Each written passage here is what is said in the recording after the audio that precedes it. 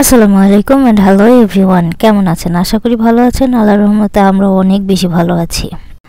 শারাফের cycle কেনার ব্লগটা already আমি শেয়ার করে দিয়েছি।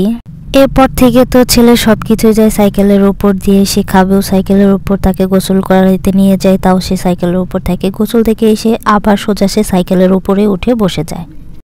আসলে আমাদের বড়দেরই নতুন কোনো জিনিস কিনলে তার উপর কিউরিওসিটি কাজ করে বেশি, আর ও তো হচ্ছে বাচ্চা মানুষ, ওর তো এমনিই বেশি কাজ করবে। প্রথমে আসলে রাস্তায় বের করি নাই যে পারবে কি পারবে না, যদি একটা ব্যথা পায় বা কোনো একটা অ্যাক্সিডেন্ট হয় তাহলে কেমন হবে, এর জন্য রুমেই কয়েকদিন চালানোটা প্র্যাকটিস করেছে। তো ভাবলাম যে আচ্ছা রাস্তায় নিয়ে যাই, দেখেও পারে কি না। তো যেভাবে সেই কাজ চলে আসলাম রাস্তায়। আর এখন যেহেতু ধানের লাগানোর সিজন, আসলে দুপাশেই খেতে ভরা, মাঝখানে আমাদের সরু রাস্তাটা। আমার কাছে আমার গ্রামের রাস্তা ভীষণ ভালো লাগে, দুপাশে সবুজ, মাঝখানে ছোট্ট একটা সরু রাস্তা। তবে রাস্তার ভিতরটা এখন একটু নোংরা হয়ে আছে। রাস্তা তো আসলে সরকারি, সবাই ব্যবহার করে, তাই সবার কাজ করতে গিয়ে দেখা যায় রাস্তা এরকম নোংরা হয়ে যায়। আর গ্রামের রাস্তাগুলো পরিষ্কার করার জন্য এক্সট্রা কোনো ঝাড়ুদার থাকে না। যখন বৃষ্টি হয় তখন রাস্তা এমনি পরিষ্কার হয়ে যায়।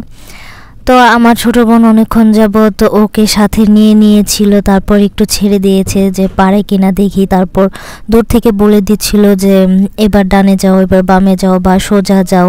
তো আমার সারাফুর ঠিক সেই ডিরেকশন অনুযায়ী যাওয়ার চেষ্টা করছিল, আবার ভয়ও পাচ্ছিল, বারবার বলতেছিল আমাকে ধরো, আমি তো পড়ে যাব।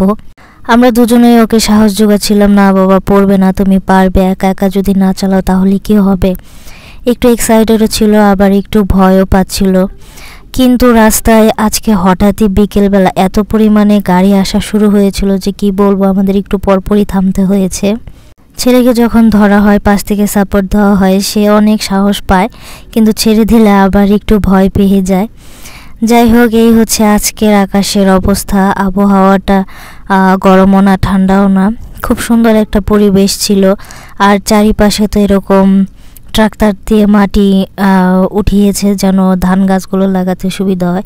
এই সময় কিন্তু মাটি থেকে একটা ঘ্রাণ বের হয়, খুবই ভালো লাগে আমার কাছে। কার কাছে কেমন লাগে জানি না, একদম ফ্রেশ বাতাস, এর মাঝখানে আমরা।